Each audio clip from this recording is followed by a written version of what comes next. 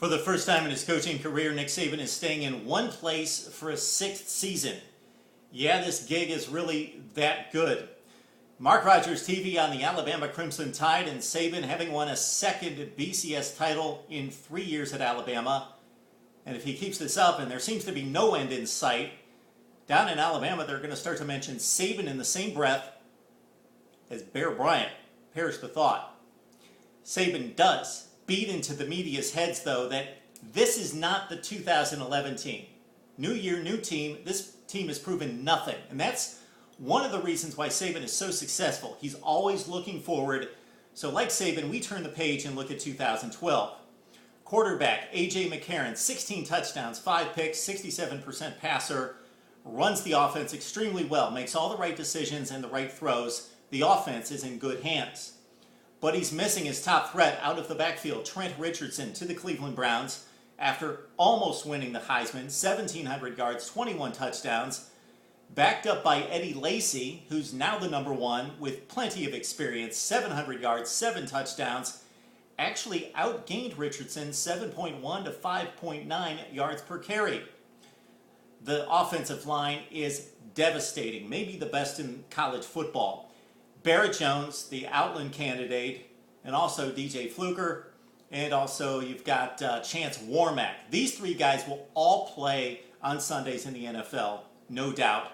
They are brutal in the running game to deal with. All right, the wide receivers. This is the question mark. Finally, a sore spot on the offense. Kenny Bell is back, but most of the pass catchers are gone. So some of those 4- and 5-star recruits from the past few years are going to have to step up. Guys like Danny Woodson, Bradley Silv, Marvin Shin, also Cyrus Jones is going to have to step up as well. These are top recruits from the last few years, and a couple of them need to catch 25, 30 passes in a ground-oriented attack at Alabama. So the offense, generally stable, very good, sound. The defense, wow. Number one against the pass efficiency. Number one against the run last year. Number one scoring defense, giving up just 8 points per game in the SEC. And of course a goose egg against LSU in the championship game. The 3-4 scheme, devastating. Saban knows his stuff and recruits the very best players to run it. Okay, 4 guys are gone, and not just 4 guys. 4 of the top 35 picks in the NFL draft. That's how good this defense was. But the replacement's not too shabby either, and the guys left over are extremely good as well. Starting at linebacker with Nico Johnson, 47 stops, 6.5 for loss. Also C.J. Mosley, a top performer, until he dislocated his hip at the Superdome in the championship game, but he should be fine. The guy to look for out of this linebacking core is Adrian Hubbard. Upside is through the roof, speed guy, big-time pass rusher in the making. The secondary, a bit ravaged by departure, but 2 guys are back.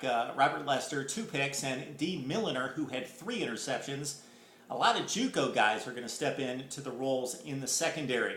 And then up front, you've got Damian Square, who had 7 tackles for loss. And Williams in the middle is amazing. He is one of the best in college football. Clogs up the middle. You can't really quantify it with stats. He really is the core of that defense up front. Going back to the offense real quick, we've mentioned, failed to mention, Michael Williams. So he's going to be a security blanket at tight end. Not big numbers last year, but he is a very, very good quality tight end, catching and blocking as well. This Alabama team is loaded with players, loaded with talent. It's just a 4 or 5 minute video. We're missing all sorts of talent here. The big question, number one, experience. They lost a lot. We don't expect that to be a huge factor, but could be in game 1 against Michigan. And starting with the Wolverines, the schedule.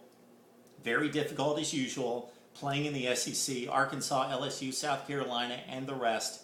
So Alabama has those 2 things to deal with. They could go undefeated again, or they could lose a couple games. We'll deal with that question in a few days with our season preview. Right now, we need to hear from you on the Tide on Mark Rogers TV.